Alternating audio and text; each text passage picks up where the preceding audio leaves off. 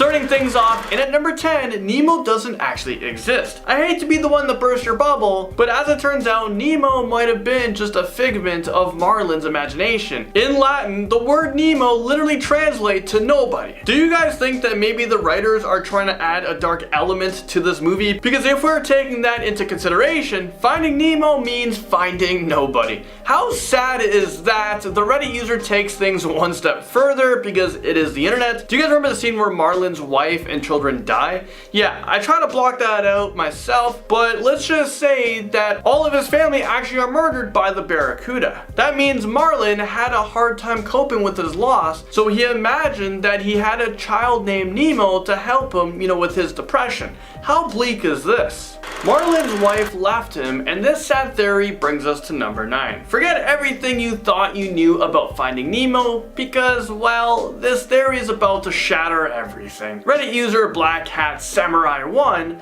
believes that Finding Nemo starts off a lot differently than what we are led to believe. Apparently, everyone survived the Barracuda attack, but while Marlin was passed out, his wife realized that he forced them to move to a dangerous neighborhood and that Marlin is actually a terrible father, so the wife packed up all her fish things, took the kids, and left Marlin without saying goodbye. But she left her only child that was disabled because she felt like she wouldn't be able to take care of him. I mean, wow, is this real life right now? What the heck? I think Marlin's wife is the one that's evil and a very terrible mother. I mean, who does that? Number 8, Marlin is taking advantage of Dory. Throughout the majority of the movie, Marlin and Dory are on a crazy adventure, to find his son Nemo, right? Well, according to this theory, Marlin used to know Dory when they were younger. He always had a crush on her, but he was too scared to approach her. Over the years, Marlin became so obsessed with her, and he wanted her all to himself, so he came up with a plan to capture her. But this plan backfired, and he actually caused the accident that led to her amnesia. Once she was able to roam around the ocean again, Marlin made his move and introduced himself to her. And now he basically uses her for whatever he wants, and the sad part about it is that Dory has no idea what's truly going on. The 5 stages of grief takes us onto number 7. As it turns out, Finding Nemo doesn't have a happy ending at all. All of Marlin's family died in the beginning of the film. So in reality, well, Finding Nemo is about Marlin's struggle throughout the 5 stages of grief. First we have denial.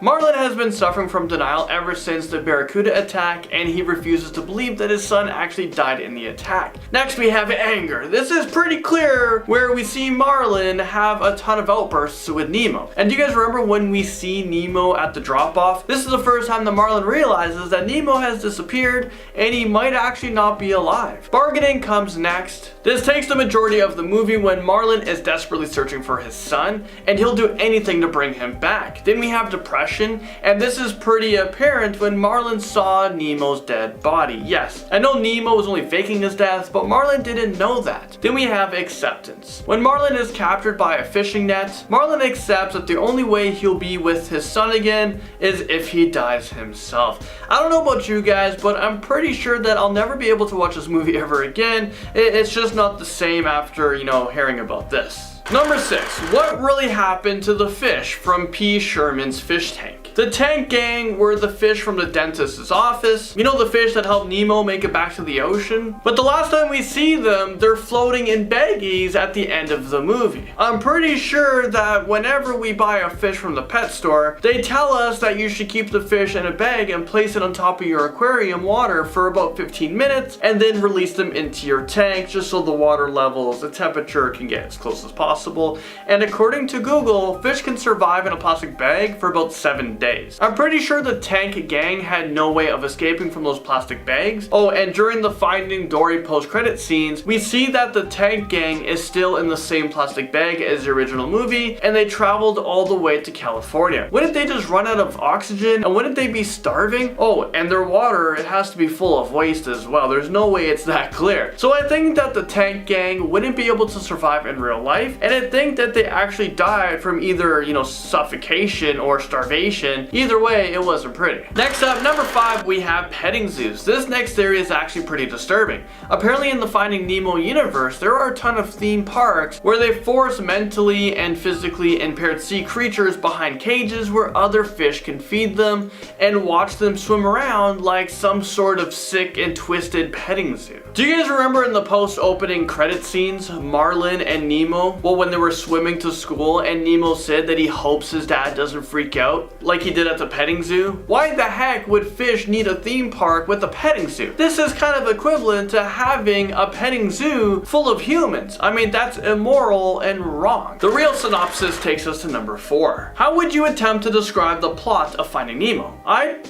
probably say something like this. Finding Nemo is about a father who will stop at nothing to rescue his son from the dangers of the open water. But what if I told you guys that the real synopsis is something more like this? It's a movie about a serial killer who kills a little boy's mom and all of his other siblings. And the attack left a little clownfish with a disability, and in a sudden turn of events, the boy gets kidnapped and the dad goes on an adventure to find and save his lost son with the help of a mentally disabled woman. So you're telling me Finding Nemo is about serial killers and kidnapping? I mean, that's it. I'm officially done here. How do we get past this dark theory, and how do we watch Nemo again after learning about all this? Well, next up, number 3, we have Bruce is the son of the shark from Jaws. Yeah, that's right. Our favorite vegetarian shark, Bruce, might be the son of the shark from Jaws. Apparently in the set of Jaws, there were a bunch of shark models that were used for filming. All of them were named Bruce. In Finding Nemo, Bruce never knew his father, and it's actually pretty common for great whites to leave their infant children behind since they can swim at birth. Also, Bruce is a part of a support group that goes against being mindless killing machines. Maybe his mother told him who his father was and he vouched to never be like him. Or maybe his father left his family because he wanted to terrorize and eat humans. You know what? I'm just glad that Bruce isn't anything like his father, or else Finding Nemo would be an entirely different animation. I'm not sure Pixar would be behind that one. Number 10. Riley was about to be bipolar. In this Disney Pixar classic, we have Riley, who's the host of 5 different primary emotions that make up who she is: joy, sadness, fear, disgust, and anger. Later in the movie, we see that everyone has these emotions, but certain types take center stage for people, giving them core memories associated with these emotions, and this helps build their personality. Now, with the main character of the movie, Riley, we see that she has 2 primary emotions which take hold of most of her decisions: joy and sadness. By the end of the movie, this is resolved and she is balanced out. But what if the movie ended in a different way? What if at the end of the movie, Riley didn't get off that bus she was on while she was running away from home? What if she ended up running away from home and she was on the streets? This would lead to her probably having a mental breakdown, and poor little sweet Riley would be struggling with her mental health for the rest of her life. That would have been a little bit of a dark twist for Pixar, but hey, they did kill Marlin's wife at the beginning of Finding Nemo. Number 9. Bing Bong is a dead sibling. Halfway through this flick, we come across Bing Bong, who's the name of Riley's almost forgotten imaginary friend that is also the name of my buddy's bong when we used to be roommates. We used to be like, hey man, pass me the Bing Bong, dude, I'm about to get binged. Throughout some flashbacks, we see Bing Bong playing with Riley in all sorts of ways, the 2 of them going on adventures. While some people think that the representation of Bing Bong in Riley's brain is just her covering up the death of a brother or sister. The loss of her sibling could have been too much for her little brain to handle, and so she made up a character to replace him with. This way she could deal with the trauma. This could be why the whole family is moving at the beginning of the movie. Living in the home where they were raising a kid that passed away may have been too much for the family. Or maybe a little girl who grew up in Minnesota really does have an imaginary friend who has the accent of an erotic Jewish man from New York. Who knows? Number 8.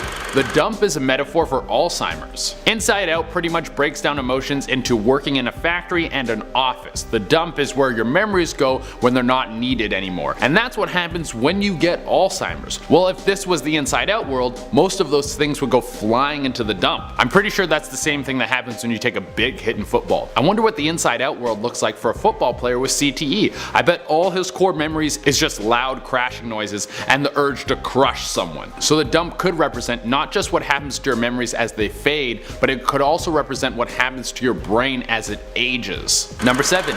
Dad's main emotion is anger. Eventually we get to look into the minds of some of the other characters in the movie, mainly Riley's mom and dad. Their emotions are so clean and put together, and they have everything where it needs to be. I know some people with kids, and if you took a look inside their heads, it would look nothing like that. It would be all sleep deprivation and a never-ending craving for martinis. But when we get to look inside Riley's father's head, it seems like anger is at center stage. Why is this so? Could it be because he hates his life? During the movie, we see him constantly struggling over his job. Or maybe he grew up an angry kid in a broken home. Either way, I don't like a guy with a cop mustache who mainly runs on anger. Number 6. Mom's main emotion is sadness. Sticking with the theme of what's going on inside the heads of Riley's parents, we see that mom's brain seems to run mainly on sadness. That is dark. We also see that one of her fondest memories is a time when she almost ran off with a Brazilian helicopter pilot. I think it's safe to say that there's a huge serving of regret sitting in Riley's mom's life. Every day she's raising a little bundle of joy and holding a strong marriage together when she could be in the sun getting some strong, well, you guys can fill in the rest of the picture. Number 5. Monsters Inc. crossover. So how did Bing Bong, the king of bongs,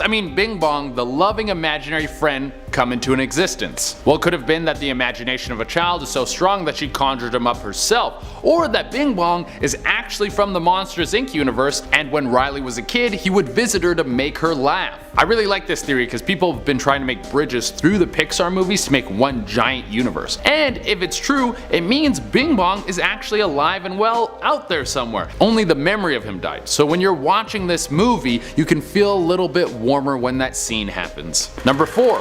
Different genders. If you were paying close enough attention to the layout of everyone's head in Inside Out, you might have seen a distinct difference. Well, first off, inside Riley's mom's head, we have a nice layout. Everything is cozy. While her dad's head looks more like a dimmer version of a NASA flight monitoring room. I think guys are just simpler. That's why we don't need as many things. Like, we don't need sheets on our bed to feel happy, and one towel is more than enough. But beyond that, you might have seen that all the emotion in Riley's mom's head are women, and all the emotions in Riley's dad's head are men. But in Riley's head, they have different genders. This could be that Riley has not gone through puberty yet, so she hasn't settled into who she's going to be. All the things like sexuality and gender are still yet to be determined. That would be very ahead of its time for a Pixar movie. They don't usually tend to touch on topics that sensitive. Number 3.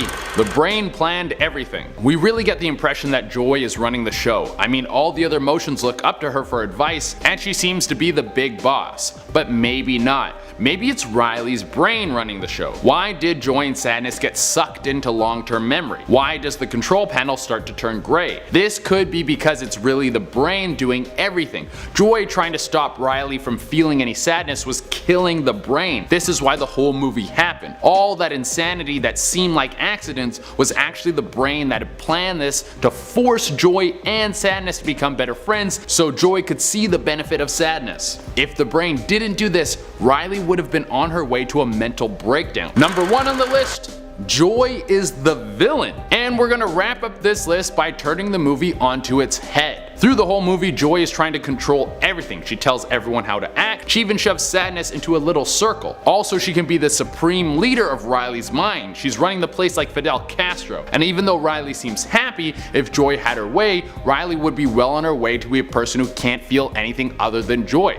That means she could become a bloodthirsty murderer and still have a smile on her face. She also tries to tell people in other departments how to do their jobs. Like when she's in long-term memory, she tries to tell the little bean guys what memories to throw away. I think we can break it down that she's a control freak, and if she didn't end up sucked to the other side of the world, then she would have drove Riley insane. Now let's start with number 10, Winnie the Pooh characters. The first theory on our list comes from an article published in the Canadian Medical Association Journal, so pretty legit. And also, it's one of my longer forays into the material I'm studying, so buckle up. In 2000, Sarah Shea from the Division of Developmental Pediatrics at Dalhousie University wrote an article with her colleagues. This article journeys through diagnosing each of the main characters of Winnie the Pooh with different states of neurological disorders. I'm gonna give you the highlights of what the article alleges because it kind of goes in really deep. First, the title character, Winnie the Pooh, himself, they say, has ADHD, or Attention Deficit Hyperactivity Disorder, and OCD, Obsessive Compulsive Disorder. Second, the study says that Piglet has generalized anxiety disorder, which accounts for his anxious, blustering, and flustered demeanor. Third, it says that Eeyore has chronic dysthymia, or another way of saying he has persistent mild depression, and they say this explains his negative outlook. Next, it continues to say that Owl is bright, but dyslexic. And then finally, when it comes to Tigger, the article isn't final on anything, but they try to say his behaviors are hyperactive and impulsive. This article theorizes more about possible treatment plans for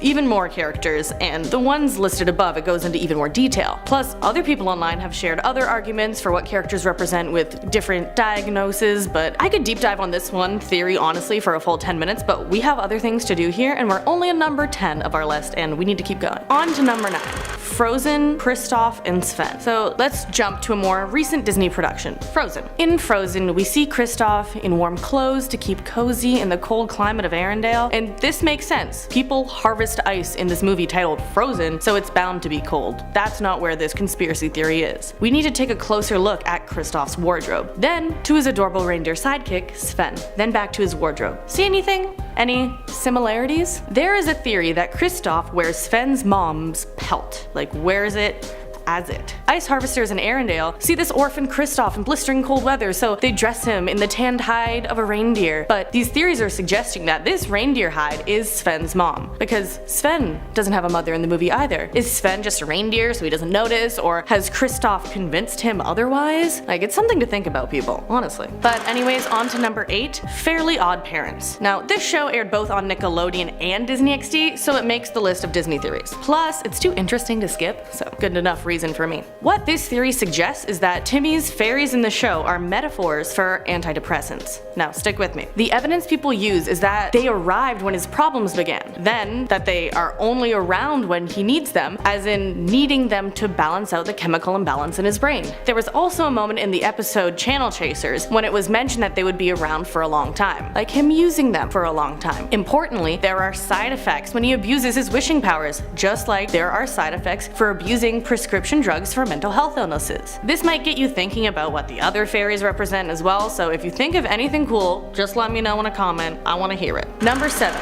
Calhoun from Wreck-It Ralph. Sergeant Calhoun from Wreck-It Ralph was a no doubt. But there's an element of her backstory that I looked into that may give you some pause if you're thinking of putting her on a pedestal or something. On her wedding day, Calhoun's soon-to-be husband Brad was eaten by a cybug. The thing is, cybugs turn into what they eat. So, when the sergeant was firing at the creature and we don't see the beast itself, only Calhoun's face, the reality is she may have been shooting at a cybug with Brad's face on it. And that's some emotional trauma even Fix-It Felix can't touch. Number 6. Captain Hook and Ariel. Peter Pan came out in 1953 and brought with it the notorious pirate character Captain Hook. Already the villain in his own story, could he be the villain in another? Hitting fast forward over 50 years later, The Little Mermaid, Ariel's Beginning comes out. It's a prequel to the 1989 classic and has Disney theorists bringing out that red string. The prequel revealed that Ariel's mom, Queen Athena, had been killed by pirates. And you see where I'm going with this? This is backed up by the fact that in a lagoon, we saw a bunch of mermaids, including a red-headed mermaid that looked pretty familiar in Peter Pan. So, could Hook be the leader of the crew of pirates that killed Queen Athena? Have you seen the hook on his hand?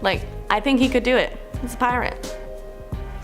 Now, number 5. Peter Pan. Sticking to the movie Captain Hook is in, let's switch to examine Peter Pan himself. Now, this theory doesn't line up with the last one, so really, if you like this one, it kind of invalidates the last one, so you have to pick which one you believe. This one needs some history with it, so we need to get all on the same page. Peter Pan the movie is based off J.M. Barrie's titular character in the play of the same name that came out in 1904, and on the book Peter and Wendy that came out a little later in 1911. Barrie also lost his brother when his brother was only 13, so people think this this may be where he got the idea of never growing up. So where does this leave Peter Pan? The theory is that he is the angel of death and that Neverland is a form of afterlife. Pulling Captain Hook into this, the pirate could be seen as the devil if you look into this as a depiction of hell in the Christian sense, is what some people have been saying, but I have my own idea about Peter Pan as the angel of death that you can stick around here at the end of the video, but my own conspiracy theory spiral will have to wait, so let's skip that and jump to a princess movie next. Number 4. Prince Charming from Snow White. When you think Prince Charming, you think the classic embodiment of everything a princess should want, but in Snow White, this character may not be what he seems. Matt Morgan, a commentator on a BuzzFeed article, equated Prince Charming to the Grim Reaper. He listed a bunch of parallels. The first time Snow White sees Prince Charming, she is scared and nearly falls into a well and dies, mimicking a fear of death. 2. Her next brush with death is a poison apple, and then this prince comes riding in on a pale white horse. At the time of the movie's release, coming in on a pale white horse was a depiction of what Death rode himself. Then 3. The kiss of death. Death kissing Snow White to literally take the breath of life from her. Death as in the prince. And yeah,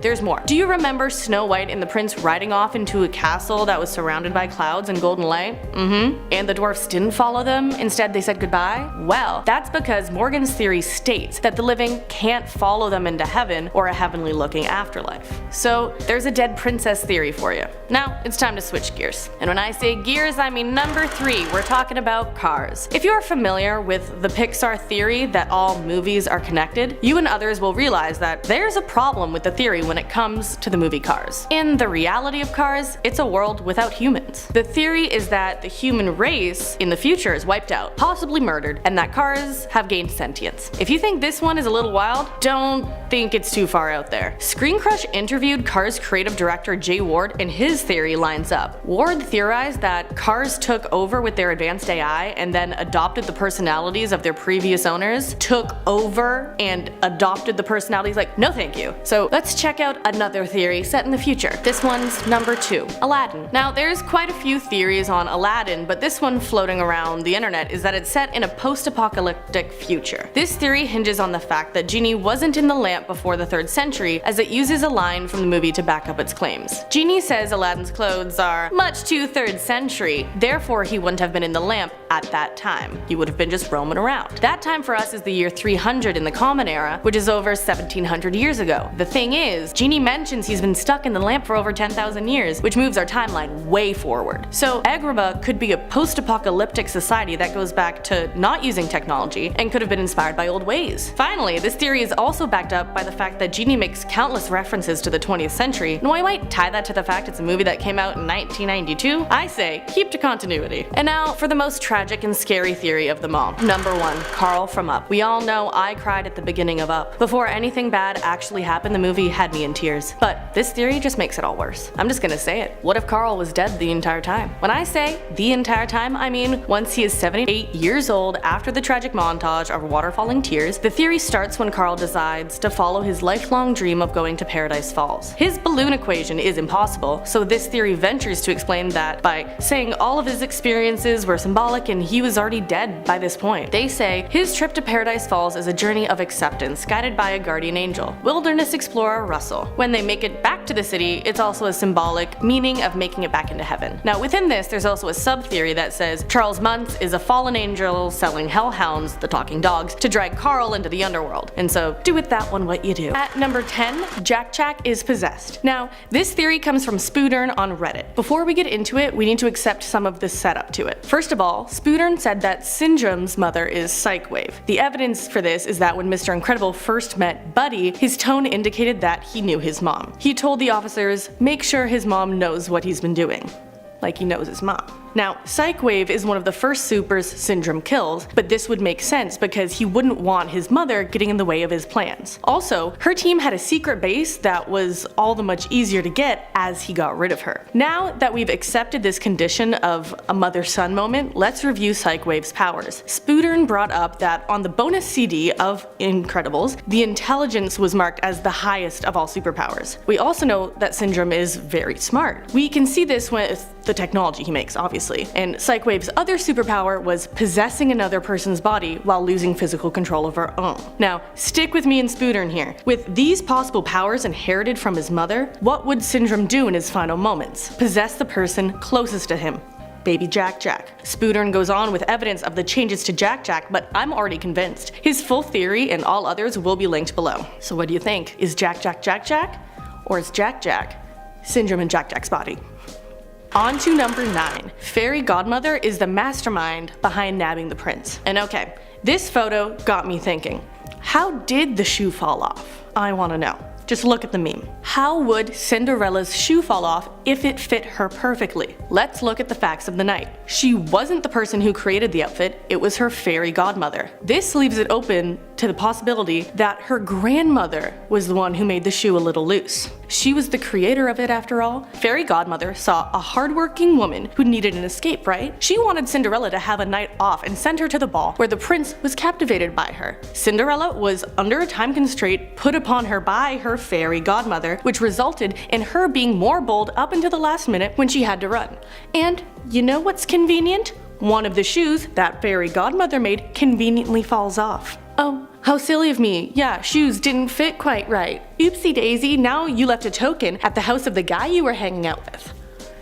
The fairy godmother behind it all, 100%. This whole thing orchestrated by the fairy godmother. And yes, I'm going on a spin here, but let's look at fairy godmother in Shrek. She is conniving and trying to set up her son, Prince Charming, with the princess. Who's to say we fully understand the motivations of the fairy godmother when she is helping Miss Cinderella?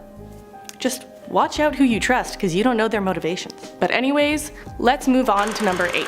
Megara after death. Hysteric Jester brought up a good point on Tumblr back in 2017. Sure, Megara and Hercules have their happy little ending, but they do end up mortal. So what about when they die? Death in this movie is the underworld. Hysteric Jester makes the point that as a hero, Hercules can't be touched by Hades, but Meg is free game. So what would a god of the underworld do to punish her? Make him serve her forever. If you add one additional E to Megara, you get Megira, the name of one of the mythological furies that represents jealous rage. Hades turns her into a monster that punishes people in the underworld, punishing people that cheat on their partners more than anyone else. I take this as her taking out her rage of the situation she's in after death on the people that squander the love they had in life, because now she doesn't get to enjoy her time with Hercules, because she's a fury. On to number 7. The beast's beastliness is a gift. This theory comes from Loki, son of Asgard on Reddit. They say that while the sorceress was still behind turning the beast into a beast, she did it as a gift to him, not as a curse. The Reddit user talked about the prince being turned into the beast as a way of being freed from his life of princely expectations. Why would someone like putting on makeup and putting up a front just to be judged by people, right? Being turned into a beast freed him from expectation, and the post also explained that the sorceress also turned his staff into inanimate objects to be different just like him. The love story then comes from him being accepted in a state that is freed and removed from judgment, showing him that he is worthy of love even when he is seen at his perceived worst. And only then is he transformed back into his old, beautiful self. So maybe the point of the movie wasn't Stockholm Syndrome? Maybe still that's a different aspect? But let's look at another Beauty and the Beast one for next one. At number 6, Belle is the one being saved. This one's a funky theory because it flips your perception on its head. In a Reddit post by Potsticker17, they argue that the Beast is actually the one saving Belle. They argue that she's a bit of a snob and traded her life for her father to have the perks of living in a palace. Great food, luxury living, and she disregards his, as in the Beast's, wishes at multiple turns and only transforms to having internal beauty once she cares for the Beast, saying that she didn't have the internal beauty before. And this is when she's finally caring for someone other than herself. And then this in the movie happens simultaneously as the Beast's outside changes to match his internal beauty, according to Potsticker17. Personally, I think they both grow and change in the movie as people do in real life, as they are influenced by the people they hang out with, but I think this one's a cool theory that I hadn't heard yet. On to number 5. This is another one from Tumblr, this time from user Wait for Heath, Powers of the Heart. This one is about the movie Moana. Average life expectancy during the time of the movie it was set in was much shorter than it is today, about 35 to 40 years instead of 70 to 75. If you look at Moana's grandmother, she's much older than that. respectfully. She's very nice. Anyways, Wait for Heath's theory is that the heart of Te Fiti had been giving her life. In the movie, once Grandma Tala gave Moana the heart, she became ill. She wasn't responsive to the people around her other than when Moana was close, and this was when Moana had the heart of Te Fiti on her. And here's the kicker. Grandma Tala passed away after Moana left Motunui. Wait for Heath says this cut off any power the heart was still sustaining Grandma Tala with. I found this idea on a Disney Reddit thread posted by a deleted user. Their idea was that Disney pushes magic and witchcraft on purpose. Not to turn kids into Satanists or anything, but just having it in movies and pushing the narrative that if magic did exist, then this, in the movies, is what it would look like. The post said it was to condition adults into thinking that magic doesn't exist because it's something you only see in Disney movies. If magic is something that you have to believe in to use, then the only way it makes sense to eliminate magic is to squander the belief in it. Make it a social norm that magic is accepted as non-existent. Then, in that case, it would only exist in movies, or in video games, or your dreams, or D&D. But okay, enough of that one, let's go to the next. On to number 3, the mother of two evils. Okay, so what if the evil queen from Snow White survived her crushing defeat? You know, if you don't see the body, a character might not be dead. And where does she show up next? This theory says as Mother Gothel in Tangled. Stick with me here. Both women are obsessed with beauty. One wants Snow White killed because she's seen as fairer, and the other traps Rapunzel in a tower as her personal flower of youth, or personal fountain of youth. Both characters are manipulative and cruel and can act nice when it suits them. Even more, if you look at the dagger the evil queen gives the huntsman and Mother Gothel's dagger, the two look quite similar. If you aren't quite convinced yet, just look at an image of the evil queen as an old hag and then one of Mother Gothel when she's suddenly afflicted with old age. Looking pretty similar here. On to number 2, Woody's dead. Alright, there are Toy Story 4 spoilers here just to warn you. In a thread started by Twiggy Tire on Reddit, people start talking about how Toy Story 4 represents dying of old age or retirement and reuniting with your loved ones in the afterlife. Rabid Flamingo pointed out that this also goes along well with the supposed themes of death and the meaning of life in Toy Story 3. The thread will be linked for you below because it's quite long and has a lot of good points, but I'll give you the highlights. First, Woody trains the next generation, aka Sporky. When Bo Peep questions why he's trying so hard to save Sporky, he says it's all I have left to do. Twiggy Tire ties this in with the concept of spirits having unfinished business. Then, for the end, Twiggy Tire says this: the ending scene can be construed as Woody's loved ones saying their final goodbyes as he passes on and reunites with the love of his life on the other side. Then, to drive it home, we can't forget that Woody was made in the 1950s. Sure, toys may not follow the same life expectancy as us, but in terms of parallels, this Reddit user is making a good point. But let's move on to number 1. At number 1, Big Hero 6 preceded Pacific Rim. This one comes from Chicago Fawcett on Reddit, who saw many parallels of Big Hero 6 to Pacific Rim. They may be in the same world, same place. They cite the similarities in visuals and tone between the two movies, like the colors, blue and orange, plus a coastal, technologically advanced but also traditional city with high skyscrapers. Then there was the whole thought of the melding of human and machine with the main villain and the microbots. The microbots were controlled via neural interface, controlled through body, motions, and thoughts. Chicago Fawcett said this is the same way the Jaggers function. Then the big one here is the portals. They led to a floaty dimension in Big Hero 6. There were the 2 in the test scene in the movie, but only 1 in the end. The Reddit poster's theory is that the other portal could still be fully functional at the bottom of the Pacific Ocean, allowing Kaiju to come through, or keeping them from coming through, from the same floaty dimension as Big Hero 6. Chicago Fawcett leaves us with this thought. As well as battling robots, like in the very first scene of Big Hero 6, there's actually a still shot during the end credits where Fred, in his monster suit, is wrestling with a similar sized real monster that looks remarkably like a small Kaiju. Do you think the two could be connected? Coming in at number 9, we have WALL-E. Aw, WALL-E, he's such a cute little innocent robot. Or is he? Let's take a closer look at him. So the film takes place on a completely destroyed Earth. WALL-E is responsible for cleaning up the waste that covers the Earth. But theory goes that WALL-E is actually responsible for the current state of the world. Theory states that WALL-E actually killed off all of his fellow robot companions and in this battle ended up destroying Earth. That's why WALL-E is the only one standing. He killed off all the other robots. Then he uses parts of the dead robots to keep himself alive. Okay, that just turned the movie into a horror film.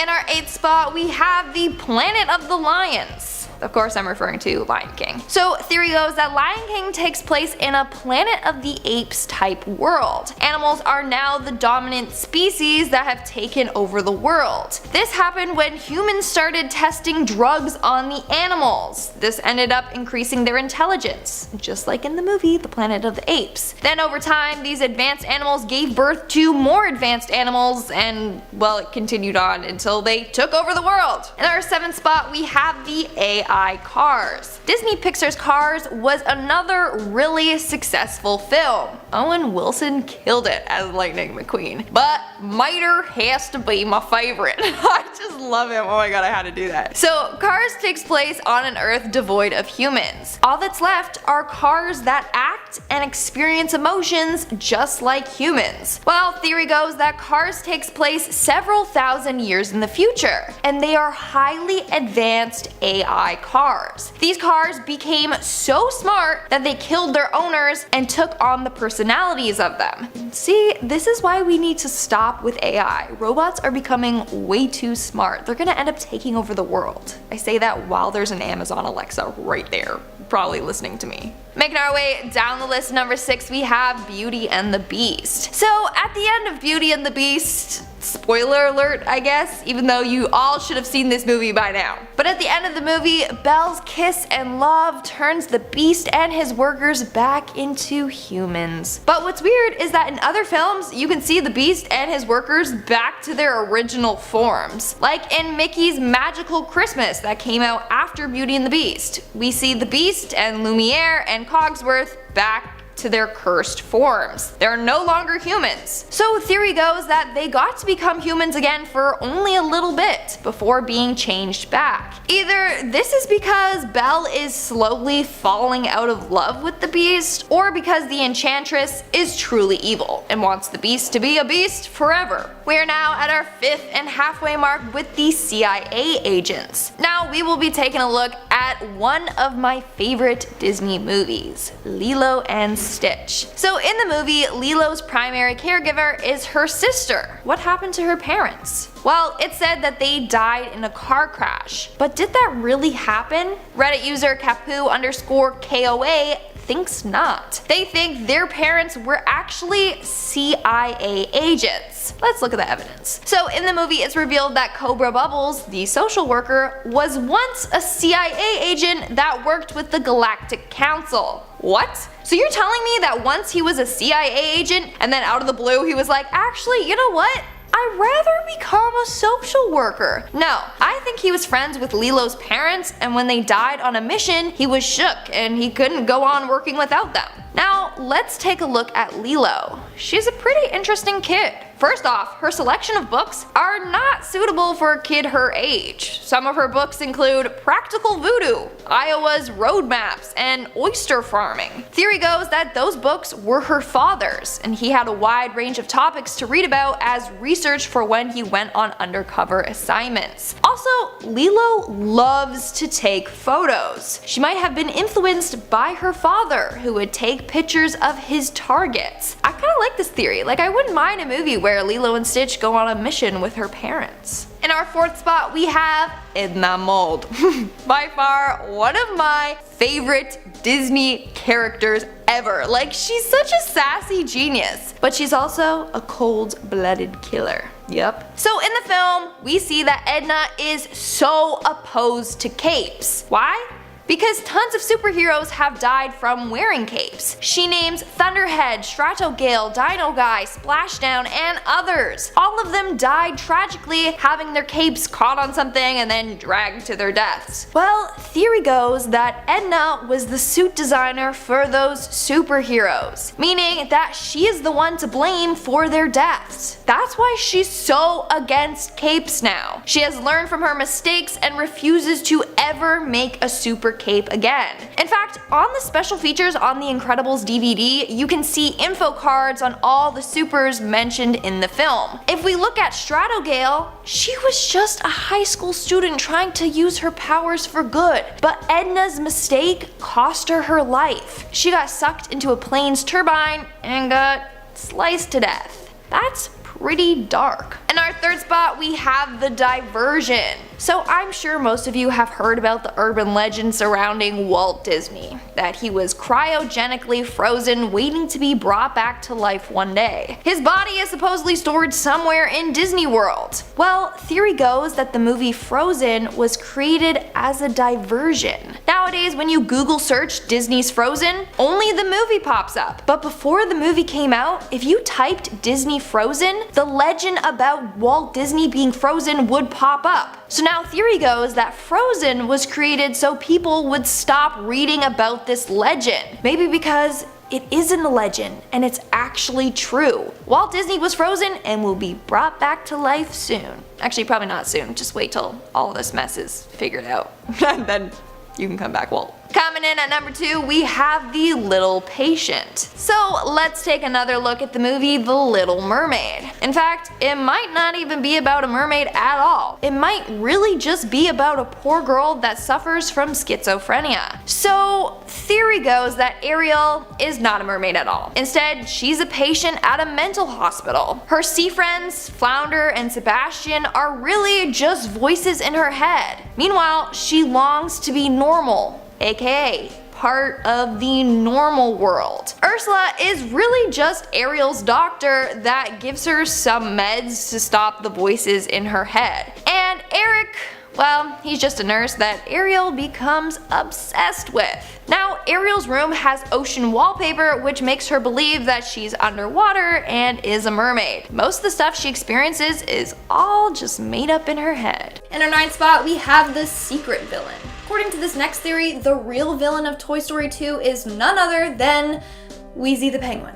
Yeah, that's right. In the movie, Woody finds Wheezy all dusty and alone on Andy's bookshelf. For years, he had been severely neglected by Andy, all because he has a broken squeaker. As a result, he became very jealous of all the other toys that Andy loved to play with, especially Woody. Therefore, Wheezy decided to include himself in the yard sale, knowing that Woody would try and come to his rescue and hopefully be sold in the process. It was his scheme all along to try to get rid of his competition and become Andy's #1 favorite toy. Moving on to number 8, we have the pathological liar. Who am I referring to? Cinderella, of course. The story of Cinderella is told from her perspective, but others claim that her stepmother and sisters aren't as sinister as she makes them out to be. In fact, this theory takes a look at it from their perspective. So Cinderella was a young girl from a wealthy family. She was very privileged and never had to do any chores. When her stepmother came into her life, she was trying to teach Cinderella that she can't ride on her privilege and her family's wealth. So she gets her to start helping around the house by doing household chores. But since Cinderella has never done any chores in her entire life, she feels like she's being punished. And she makes everything more dramatic than it actually is. So she acts like she's doing really cruel chores. Then her sisters seem evil since they are living in a house that's rightfully hers. So the whole movie is about Cinderella overreacting to every little thing, simply because she has a poor work ethic. In our 7th spot, we have the evil nanny. Mary Poppins may be a little stern at times, but she only has the best intentions, right? Or does she? According to this theory, Mary Poppins is the master at manipulation. She may seem practically perfect, but in reality, she is a cruel demigod that is trying to gain control of the entire human race. I mean, she definitely has superhuman capabilities, like, hello, her endless bag of stuff, or the fact that she can fly with an umbrella. Now her plan begins by infiltrating families and getting them to conform to her ways. All the families end up blindly following her ways. We see that she has mass admirers and devoted followers. She is slowly but surely taking control over families so that they will always do what she says, and she can end up ruling the world with a loyal following.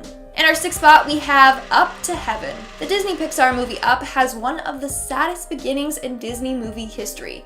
It's a real tearjerker. The only thing worse than that might be this theory. So according to this theory, Carl died in his sleep shortly after his wife passed away. The adventure he goes on through the movie is his journey to the afterlife. I mean, he literally is in his balloon house floating up to the sky, aka towards heaven. Russell is his guardian angel trying to make sure that he gets to heaven unharmed. We are now at our 5th and halfway mark with The Purge. this one has got to be one of my personal favorites, just because of how outrageous and hilarious it is. So we all know the movie High School Musical. I mean, it's a movie that defined my childhood.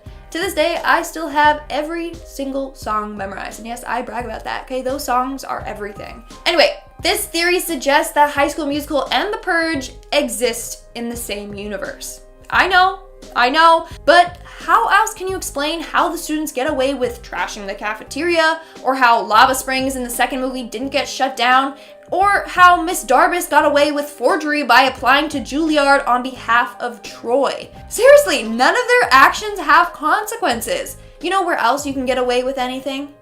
On the Purge night once a year. Just saying.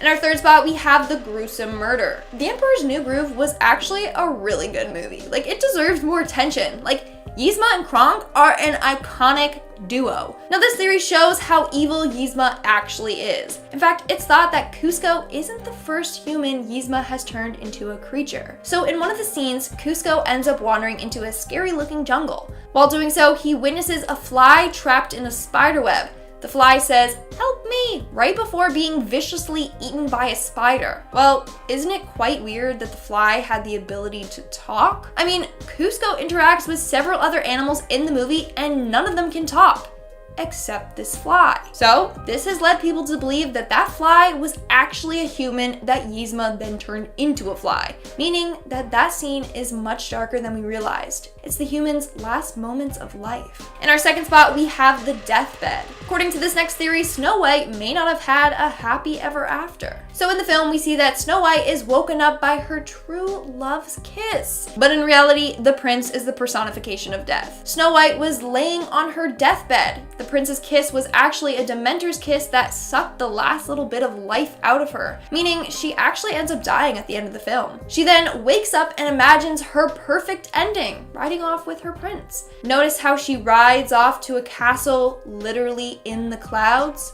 Hello, she's on her way to heaven. In our ninth spot, we have Aladdin. Now, this is a popular theory, so you might have heard it already. But theory goes that Aladdin takes place 10,000 years in a post-apocalyptic future. There's actually quite a lot of evidence to support this.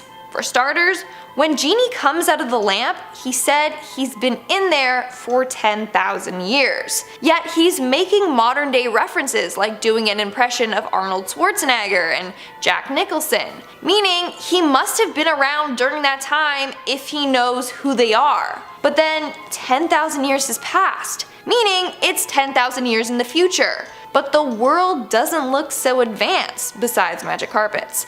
So it's thought an apocalypse wiped out humanity. What happened exactly? Well, in an Aladdin video game, in one of the levels you can see an unexploded atomic bomb. So maybe a nuclear war wiped out humanity. Those that survived had to rebuild society. Coming in at number 8, we have Moana. Moana was the movie of the summer a couple of years ago. Kids loved it, and I can't lie, the songs were pretty catchy. Like, I didn't even know The Rock could sing. Anyways, it may just be that Moana is pretty much dead for most of the film. So theory goes that when Moana goes on her adventure, she gets killed in the big storm. Since she's no longer living, she can access a magical otherworld. That's where she meets Maui. That's why during her adventure, she doesn't interact with any normal humans, because she's not alive. And it's also why she sees the spirit of her grandmother and ancestors at the end of the movie as she sails her boat, because she did. Moving on to number 7, we have Grumpy. Ever wonder why all the dwarves in Snow White are upbeat and happy? All except one, Grumpy? Why is he so grumpy? Obviously he wasn't just born and was like goo goo gaga, I hate people. No, something must have happened. In fact, in the show Once Upon a Time, they made it so Grumpy was once called Dreamy. After losing his lover, he became sour and his name changed to Grumpy. So maybe this is the case. His lover passed away in a tragic accident and it completely changed his life. He now has trust issues and doesn't want to get too close to people as he fears they too will be ripped away from him. So he has his guards up and avoids making personal connections with others. Grumpy just doesn't want to get his heart broken again. Making our way down the list at number 6, we have Winnie the Pooh. everyone loves that honey-loving, crop top-wearing, cuddly bear. But sorry, this theory is going to change the way you look at everything. So theory goes that every character in Winnie the Pooh suffers from a different mental illness. Let's start with Pooh. He suffers from compulsive eating disorder and OCD. For starters, he is obsessed with honey, he dreams about it, and eats far too much of it. Then we see that he has a habit of repetitive counting. That's his OCD. Then we have Piglet, which represents a generalized anxiety disorder. Piglet is always worrying and even has an anxious ear twitch.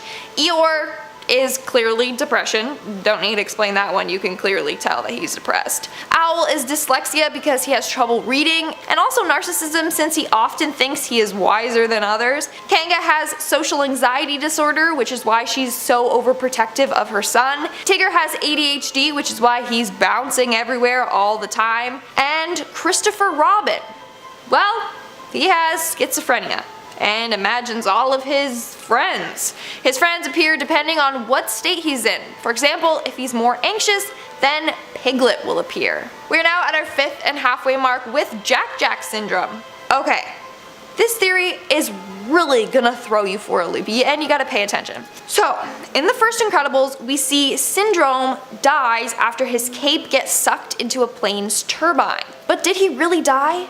I mean, the dude was a genius. His inventions were really out there. Who says that he didn't invent something to help him get out of that situation? Although it seemed like he died, maybe he's still alive. In fact, people think that Syndrome is a super himself. He just hasn't channeled his powers yet. So let's take a look at the supers mentioned on the Incredibles bonus CD. The super Psych Wave looks an awful lot like Syndrome. Like, they have the same color hair and their eyes are the same. It also shows that her intelligence level is the highest out of all supers. And her team owned a secret base on a remote island that now belongs to Syndrome. This can't all be a coincidence. Syndrome inherited his intelligence from his mother and some of her powers, but he doesn't know it yet. But while his cape was getting sucked into the turbine, that's when his powers got activated. It also says that Psych Wave has the power to possess another person's body. So what if, just as he was about to die, he possessed the closest person's body to him, Jack, meaning his physical body was destroyed, but now he became Jack. Soon, he will get revenge on the Incredibles. I know, it's complicated, but it kinda makes sense. And at number 4, we have the Skinned Sully. All you Monsters Inc. fans, brace yourself for this one. Sully is dead. He has died. So in Monsters Inc., Randall always mentions how bad humans are. At one point, he says that humans skin monsters and make toilet seat covers out of their fur. Sadly, this foreshadowed the fate of our friend Sully. In a Toy Story short called Toy Story Toons Partysaurus Rex, there's a scene where the kid is taking a bubble bath, and lo and behold, on the toilet seat in the bathroom is a fuzzy Sully seat cover. So Randall was right, humans do skin the monsters and turn them into toilet seat covers. Poor Sully, he let his guard down with Boo and ended up getting skinned alive. Coming in at number 3, we have the Illuminati numbers. What a lot of us may not have noticed is that in almost every Disney Pixar movie, they have the hidden code A113 in it. For example, in Toy Story, Andy's mother's car's license plate is A113. In Finding Nemo, the camera's model is A113. This code is also Mater's license plate in Cars, is seen on a box in A Bug's Life, and on a rat's ear in Ratatouille. It's also the code for the Abandoned Earth Protocol in WALL-E. So what is this code and what does it mean? Well, theory goes that it represents a secret Illuminati code. It's theorized that this code means something much darker than we realize. But in reality, A113 is the classroom number at the California Institute of Arts, the classroom where many animators at Pixar and Disney once worked. Or so that's what they want you to think. Moving on to number 2, we have the experiments. So Reddit user Fan Theory Spoiler created this theory, and now it's got me rethinking everything. If it's true, then Disney Pixar is dark. So in Monsters Inc. we find out that Randall and Waternoose have been experimenting on kids. In one scene we see them capture Boo and try to experiment on her before being stopped. But this Reddit user believes that they have been experimenting on Boo for years. Here's the evidence. So first off, when Sully meets Boo for the first time, she isn't in bed like the other kids. She's fully dressed, which is weird considering it's the middle of the night. It seems like Boo knew what was going to happen and was prepping for it. And then we have the scene where Sully and Boo chase after Randall to go save Mike. Randall turns a corner and disappears. Sully tries to figure out where he went, whereas Boo just flicks a tool that opens up a secret panel, as if she knew it from before, from being there before. Now, how long has Randall been doing this? Well, at the end of the movie, we find out that Rox has been undercover for 2.5 years. So one can assume it's been that long. Poor Boo. In our 7th spot, we have the Frozen Shining. One fan is convinced that Frozen was basically inspired by the horror movie The Shining. They argue that there's just too many similarities between the two films. For starters, the main characters in both movies are a danger to their family, Elsa in Frozen and Jack in The Shining. Then we have the fact that both the characters' personalities begin to change after being isolated in a giant building, located in a cold, desolate area. And Elsa at one point in the film literally almost kills her sister. So I'm thinking another Shining needs to be filmed, this time starring Elsa. Starting off this countdown, we have the hallucinations. For this theory, let's take a look at the Hunchback of Notre Dame. Poor Quasimodo has one of the saddest stories out there. His mom was killed by Frollo when he was just a baby. Then Frollo took him and locked him away for years. He was also shunned and made fun of by the public because of his appearance. Now, theory goes that the 3 talking gargoyles that we see in the movie are all actually hallucinations. Quasimodo made them up in his head so that he would have some friends to talk to. I mean, being locked away for years with no human interaction besides one man would drive anyone insane. In our 9th spot, we have Snow Tangled. And if you guys are liking this video so far, then make sure to give it a big thumbs up because it really helps us out. Some fans have pointed out that the evil queen from Snow White looks a lot like Mother Gothel from Tangled. So theory goes that she didn't die at the end of Snow White. I mean, we didn't see her dead body, meaning that she could have survived. She then went on to track down that magical flower to stay young forever. I mean, this kind of makes sense. I mean, both the Evil Queen and Mother Gothel are vain and obsessed with their appearance. Also, they both have 2 very similar looking daggers. Either they like to shop at the same sword place, or they are the same person. Dun dun dun! Coming in at number 8, we have Wally the Killer. Wally from Wall-E is such a cute, innocent robot, right? Well, wrong. He's not, and I'm here to tell you why. Theory goes that the reason why Wall-E is the only robot left on Earth is because he killed off all the other robots. Like, come on, how is it that out of everyone he managed to survive? Not only that, this theory gets darker when it suggests that he used the parts of his dead robot friends to keep him alive. That is hella creepy. I can never look at Wall-E the same. You see those big eyes? Yeah, those are the eyes of a killer. Moving on to number 7, we have The Last of Rex. Here we have another theory involving the film Wall-E. So if you pay close attention, you can see that Rex from Toy Story makes a cameo in this film. In one scene, we see him in the background among Wall-E's collection of human junk. This seems like a fun little Easter egg, but if you really think about it, it's quite depressing. This means that Rex is all alone in a world that has been completely destroyed. All his friends are dead. He most likely witnessed all of them die in front of him. He is now alone, isolated, and unloved. And as we know from all the Toy Story movies, loneliness really gets to these sentient toys. It destroys them. Rex is probably so anxious and depressed now. And if we link this to the last theory, then he's being held captive by a crazy killer robot. Poor Rex. Someone needs to come to his rescue. We're now at our 5th and halfway mark with the monster.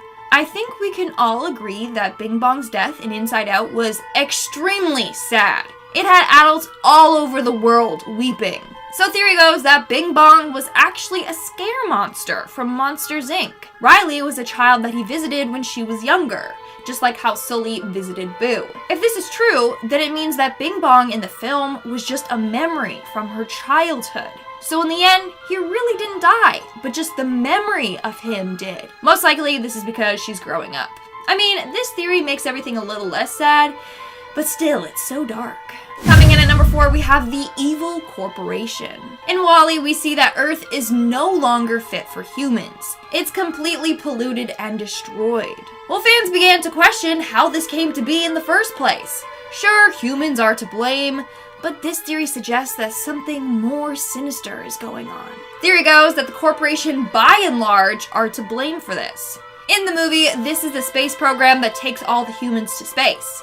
According to the theory, the by and large corporation purposely destroyed Earth so that they can become a mega corporation and have the power to control all humans forever. In our third spot, we have the Little Mermaid. So theory goes that each of King Triton's daughters represent one of the 7 seas, and he has 7 daughters. How fitting.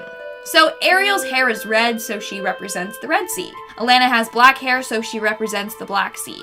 Adela is the Mediterranean Sea, since she has a romantic personality, so on and so on. It's a pretty cool theory, but it gets twisted when someone pointed out that Ariel's mother represents the Dead Sea. Too far. They went too far with that one. In our second spot, we have the Psycho. For this one, let's take a look at Snow White and the 7 Dwarfs. Sure, Snow White and her prince lived happily ever after, but she legit married a psycho. Let me explain. For this theory, let's take a look at the original version of Snow White called Snowdrop. In this version, Snowdrop chokes on a piece of the evil queen's apple and dies. The dwarfs then place her in a glass coffin. Then the prince sees her body in the coffin and asks the dwarves if he can have her corpse. Yeah, what is that all about? The dwarves obviously say no because that is super weird and whack, so he just steals her body instead. Not to worry guys though, as he's stealing her body, the apple dislodges from her throat and she wakes up. But you can only imagine what he would have done to her dead body.